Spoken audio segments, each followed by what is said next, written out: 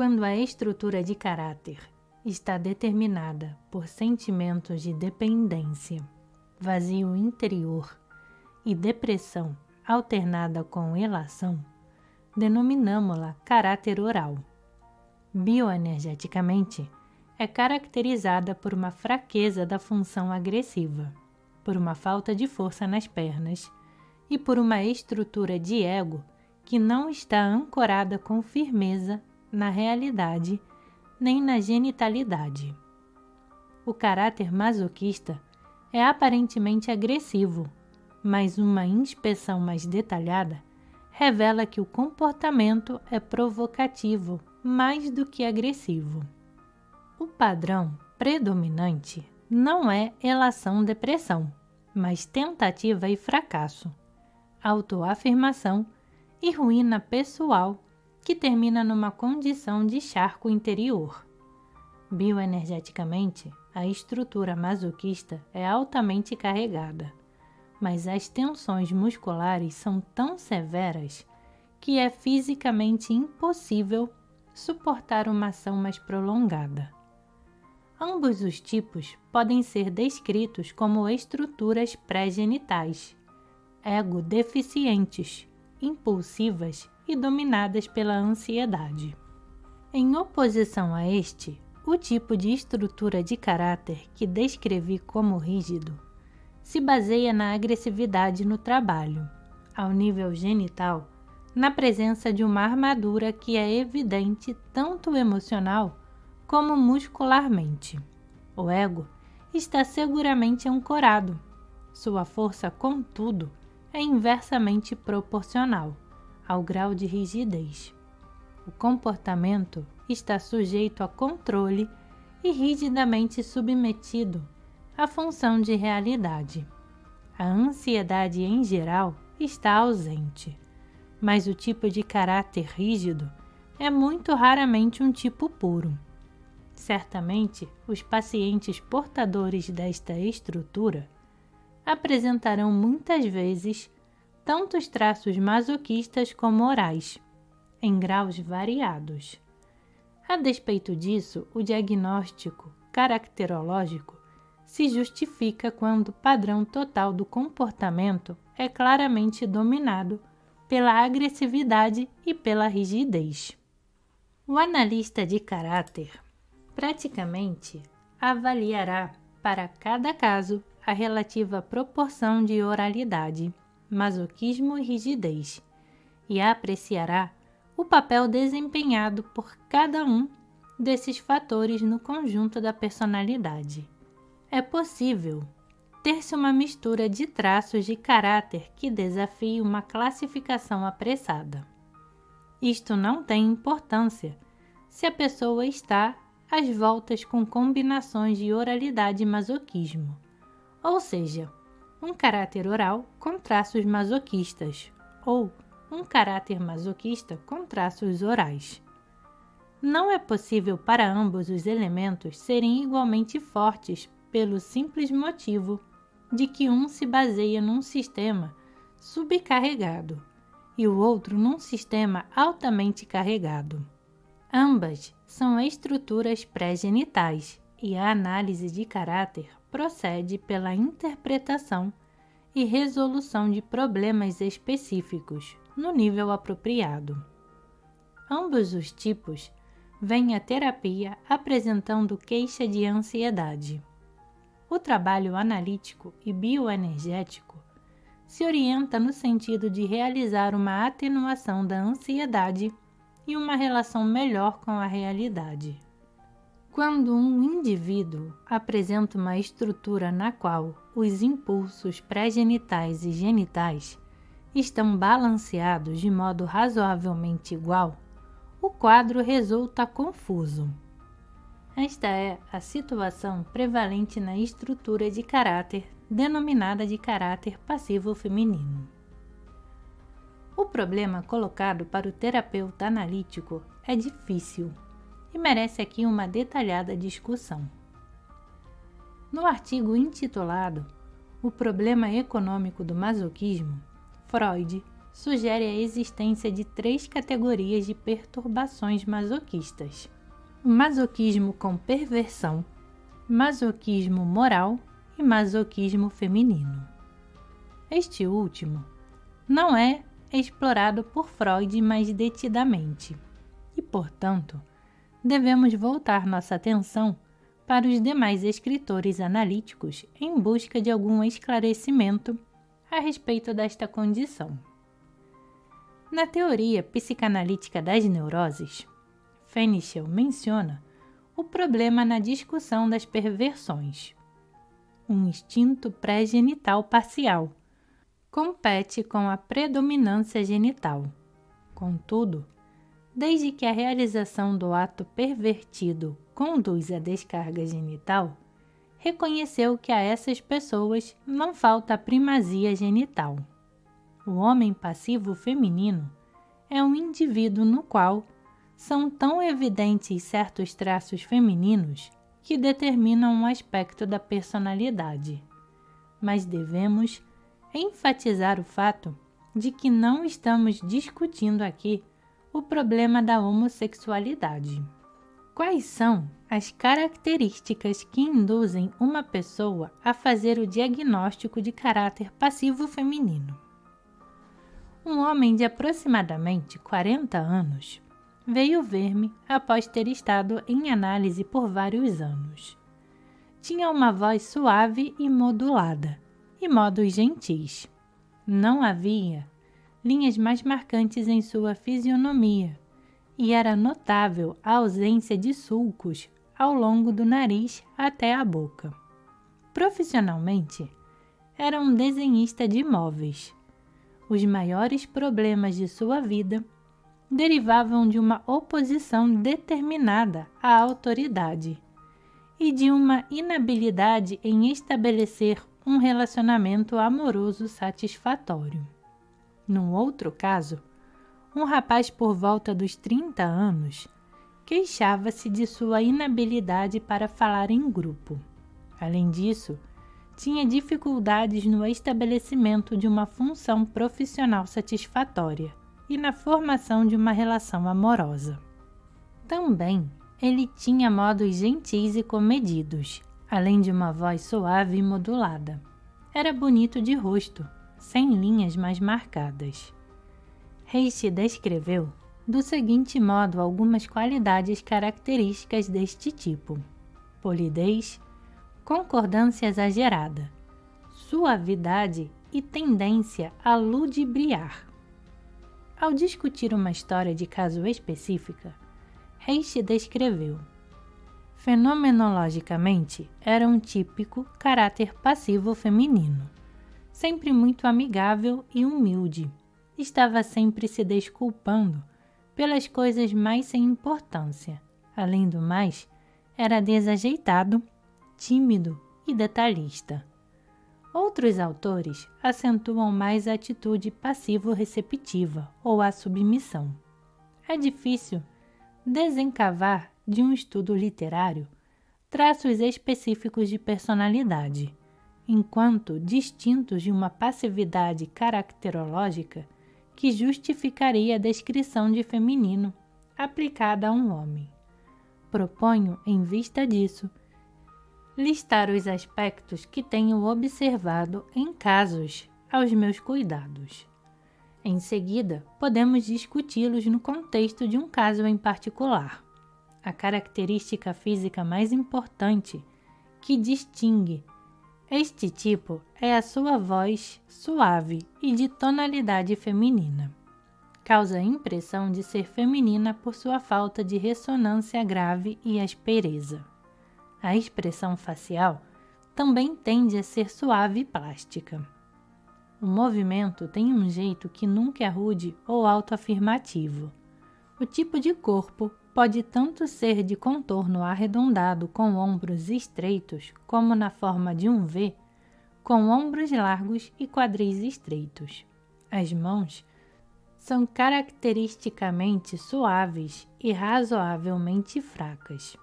Isto é mais ou menos o que se conseguiria discernir de uma aparência externa desses pacientes. Os modos foram muito bem descritos por Reishi. O trabalho analítico ou bioenergético procede facilmente, mas logo se defronta com uma resistência atípica. Por um lado, existe a riqueza de material que o paciente produz a respeito do começo de sua infância, mas sem qualquer efeito. Por outro, o paciente está ansioso e desejando fazer qualquer coisa que se lhe peça, mas novamente, sem a menor participação ativa no processo. A resistência aparece exatamente como falta de participação do ego na tentativa terapêutica, disfarçada na forma de uma exagerada transferência positiva. Entretanto, esta transferência positiva é precisamente tão real e válida enquanto a expressão do ego, quanto a resistência negativa que lhe subjaz. A abordagem bioenergética destes casos assume ambos os aspectos para estudo. E se é seguido o procedimento adequado, os resultados são satisfatórios. O primeiro caso era de um homem desenhista de imóveis. Tinha a típica suavidade de voz e movimentos, além de ser muito educado e cooperativo. O contorno corporal era arredondado mais do que anguloso e os ombros estreitos. Havia estado em análise e psicoterapia durante vários anos, antes de eu ter empreendido seu tratamento. Embora sentisse que havia recebido auxílio, não haviam sido manejados seus problemas e insatisfações mais profundos. Na época em que iniciou terapia comigo, havia acabado de se casar pela terceira vez, com uma moça muitos anos mais nova que ele. Este relacionamento lhe apresentava alguns problemas.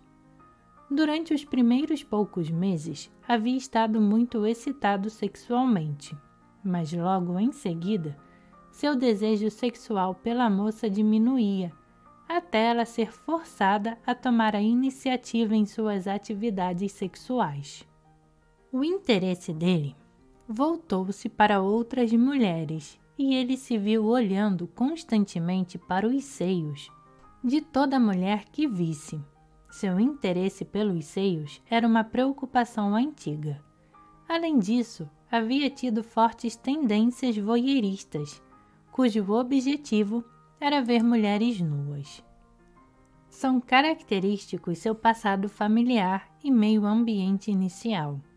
Descrevia seu pai como membro da velha escola, autoritário, pedante, facilmente irritável, normalmente comendo muito e educando as crianças quando estava em casa. Dizia de sua mãe que, até onde consigo me lembrar do passado, ela sempre foi um pouco nervosa e excitada, mas com muito charme e hábil para certas coisas.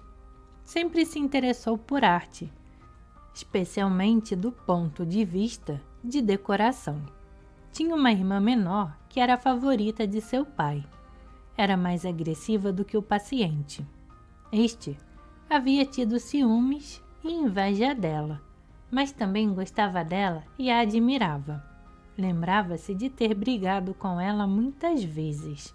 Sentia que ela levava sobre ele uma certa vantagem da qual se ressentia. Em mais de uma ocasião, durante a terapia, ele expressou seu ressentimento contra a aparente dominação exercida pelas mulheres na sociedade americana. Sobressai-se uma recordação da época de sua primeira experiência. Lembrava-se de mais ou menos, aos 4 ou 5 anos, ter tido umas minhocas brancas no ânus e que provocavam coceira. Disse que me causava um prazer incrível quando minha mãe as extraía. Recordações de época posterior da infância eram marcadas pelo medo e culpa advindos da masturbação. Ele começou a se masturbar aproximadamente aos 5 anos de idade. Sua mãe, lembra-se, advertiu para que não tocasse no pênis. A masturbação continuou através de toda a infância e a adolescência, mas sempre acompanhada de medo e culpa internos. Havia uma recordação da época dos 6 anos, de idade mais ou menos, que perdurava nítida em sua mente. Uma noite, estava indo dormir quando viu um rosto muito pálido de um homem, do lado de fora da casa, olhando para dentro de sua janela, o que o chocou terrivelmente. A experiência que teve um dia ao ejacular sêmen enquanto se masturbava deprimiu muito. Jamais havia sabido disso antes e sentiu que deveria haver algo seriamente errado com ele. Numa outra ocasião, quando desmaiou ao ver o sangue jorrando de um corte na mão, um professor associou o desmaio às suas atividades masturbatórias. Durante a adolescência, se obcecava com pensamentos sobre a morte. Por 2 vezes, foram acidentalmente mortos 2 meninos, amigos íntimos. Também ele estava certo de que morreria cedo. Através de toda a infância, o medo da escuridão o assolou. Frequentemente ficava assustado durante horas, após estar deitado. Seus pais costumavam sair à noite, enquanto as empregadas dormiam no extremo oposto de um apartamento grande. Seu interesse pelo corpo feminino vem desde o início da infância. Diz o paciente que posso me lembrar de ter me interessado pelo corpo de mulher, mesmo quando era muito pequeno e ainda tinha uma babá. Posso me lembrar que ficava excitado com o arredondado de seus braços e do que quer que conseguisse vislumbrar, embora ela não se despisse na nossa frente. As experiências sexuais, enquanto adolescente, se limitaram a ocasionais reuniões sociais. A atividade sexual propriamente dita teve seu início aos 17 anos, com prostitutas, com muita e real satisfação. Durante muitos anos, as prostitutas continuaram a ser sua fonte de experiência sexual. Também tinham um medo muito grande de apanhar uma doença venérea a partir de seu contato com elas. Quando mais tarde conseguiu estabelecer uma vida sexual regular, jamais ficara seguro de que amava a moça e acabava com o namoro tão logo a garota lhe exigisse alguma coisa. Uma das queixas mais comuns deste paciente era a de que sempre estava cansado e não tinha entusiasmo. Apesar disso, trabalhava bastante em seu serviço. Entretanto, por 2 vezes em sua vida fora capaz de mobilizar uma boa quantidade de energia e ser ativo e agressivo. A primeira fora um empreendimento profissional, a promoção de uma linha de máquinas na qual envolveu-se por 2 anos com sucesso considerável. Após o caso ter se tornado uma rotina, perdeu seu interesse no assunto. Esta atividade ocorreu às custas de todo o contato sexual com mulheres, na medida em que investiu nela toda sua atenção e energia. A segunda foi um interesse por um movimento pacifista, atividade na qual exerceu forte liderança. Também este interesse desintegrou-se e abateu na forma de um ataque grave de meningite espinal. Devo mencionar que, em um de seus casos, que durou 2 anos, o paciente desempenhava um papel sexualmente agressivo e estava muito ligado à moça. Por sua vez, a moça era mais ou menos passiva no relacionamento e saía com outros rapazes. Ele, sentindo que sua ligação com ela era pegajosa, passou por cima de um ciúme torturante e recusou casar-se com ela. O trabalho bioenergético com este paciente durou pouco mais de 1 ano, e durante esse tempo, viu aproximadamente 2 vezes por semana. As primeiras sessões foram caracterizadas pelas queixas de sentir-se cansado e sentir falta de energia. Quando deitado no divã, quando em movimento, o corpo dava a impressão de ser pesado, maciço. Socava mecanicamente o divã. Os olhos tinham uma expressão enfadonha. A respiração era quase imperceptível. No final da sessão, começou a ser perceptível uma ligeira melhora no paciente. Seu rosto e olhos brilhavam. Havia uma atitude mais desperta com seu corpo e um ocasional tom de voz um pouco mais grave. Contudo, cada sessão se iniciava com as mesmas queixas. Seu progresso não persistiu. Era aparentemente a partir de sua atitude que haviam fortes traços masoquistas neste paciente. Ao contrário do caráter masoquista, este paciente jamais se queixava de ansiedade. Também em oposição ao tipo fálico, as tensões musculares superficiais não eram acentuadas. A pele não se apresentava túrgida e abaixo do umbigo era branca e sem vida. Certa ocasião, quando movia os olhos, o paciente comentou que eram de madeira e sem vida. A impressão geral que tive das sessões iniciais era de uma falta de mobilidade no organismo. Se deprimia só um pouco, e embora mencionasse suicídio, pensava mais que continuaria vivendo por muitos anos, até morrer, eventualmente, de um tumor cerebral, como acontecera com seu pai. O paciente apresentava um sintoma físico que muito perturbava. Queixava-se de uma área de torpor no couro cabeludo, mais ou menos de 3 polegadas de diâmetro, acima da têmpora direita. Ficava continuamente esfregando a região para torná-la viva. Pelo tato, pude perceber um pedaço de pele mais seca e escamosa do que o correspondente no lado oposto, e nada mais. Dirigi a terapia no sentido de mobilizar a energia e promover a mobilidade, mas isso não era fácil de realizar. A única reação verdadeira que consegui provocar foi usando o reflexo de engasgar, mas mesmo nesse caso, me deparei com uma acentuada insensibilidade na garganta. Somente quando apertava para baixo, com bastante força, os constritores faríngeos, conseguia alguma resposta. O paciente não conseguia tolerar quaisquer manipulações que fossem dolorosas. Recuava frente à situação. Os movimentos voluntários persistentes produziam uma sensação de náusea e ele os bloqueava. Foi nessa circunstância que recorri ao reflexo de engasgar.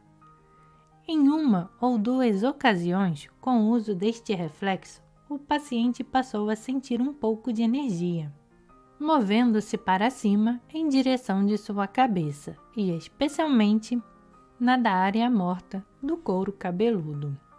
A continuação da terapia pareceu produzir uma melhora gradual, menos fadiga e um pouco mais de energia. Durante uma sessão, o paciente comentou que se sentia feminino nos movimentos. Quando filo espreguiçar-se e alongar os braços, desapareceu o sentimento. O paciente também comentou que estava cônscio de uma falta de energia na região pélvica e nos genitais. A isso, atribuía sua falta de decisão e força. Em contraste com o caráter fálico narcisista, no qual a pelvis é carregada, embora espástica, a pelvis do paciente era macia e arredondada. O impulso masculino da pelvis estava ausente, o que combinava com sua falta de agressividade em termos mais gerais. Poder-se-ia indagar onde estava sendo escondida a energia desse organismo. Dado não ser um tipo de caráter nem oral nem masoquista, gostaríamos de saber o que foi feito de sua agressividade. É verdade que ele apresentava alguns traços masoquistas no constante queixar-se de seu cansaço, no ter tido seu ataque de meningite espinal e na falta de leveza do seu corpo. Sua fixação na fase anal se revelava ao recordar-se de sua mãe extraindo de seu ânus os vermes. Mas o verdadeiro masoquista jamais é passivo ou feminino. O masoquista luta para ser totalmente agressivo, embora isso vá dar em queda e fracasso. O que Freud denominou de masoquismo feminino, deveríamos mais apropriadamente chamar de caráter passivo feminino.